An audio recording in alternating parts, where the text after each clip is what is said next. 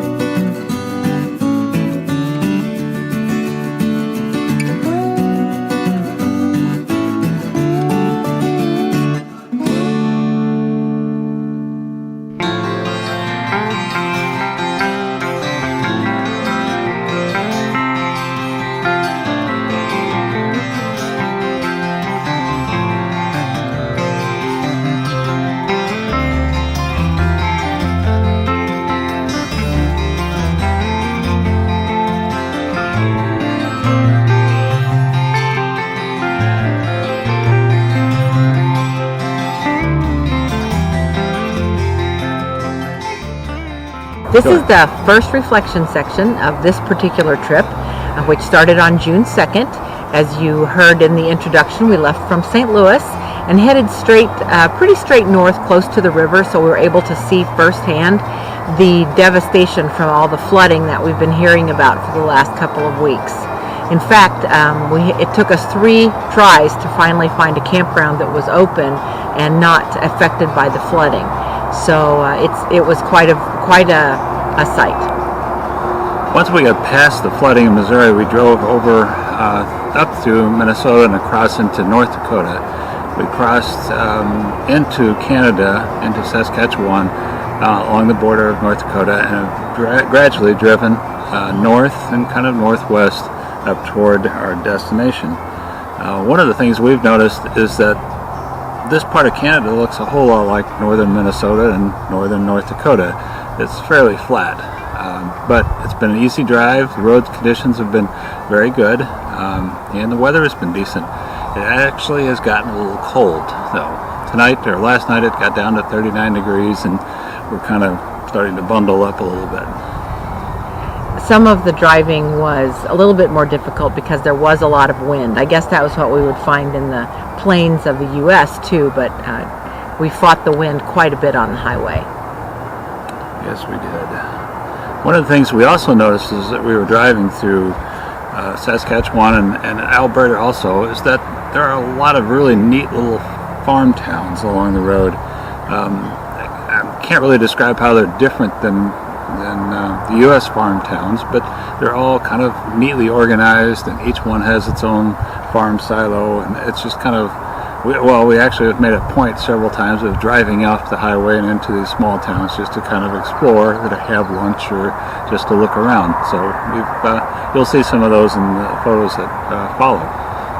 The video shows that a lot of the grain silos look a lot alike. They have their own artwork on them or labeling, but a lot of them look really similar as you're driving past them.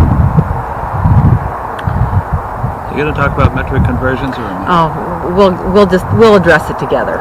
We will? Yes, we will. Which part are you taking?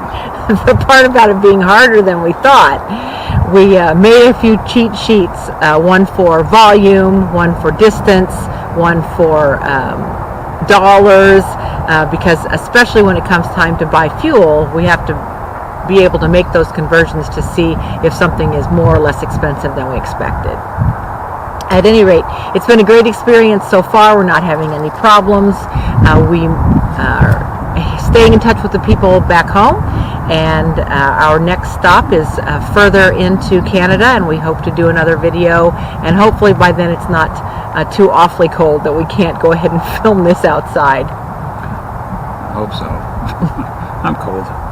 Okay, that's it. We will catch up with you again. If you want to subscribe, please do so. You can click on the subscribe button in the one of the corners. Otherwise, we will see you again next time. Thank you. Bye. Bye.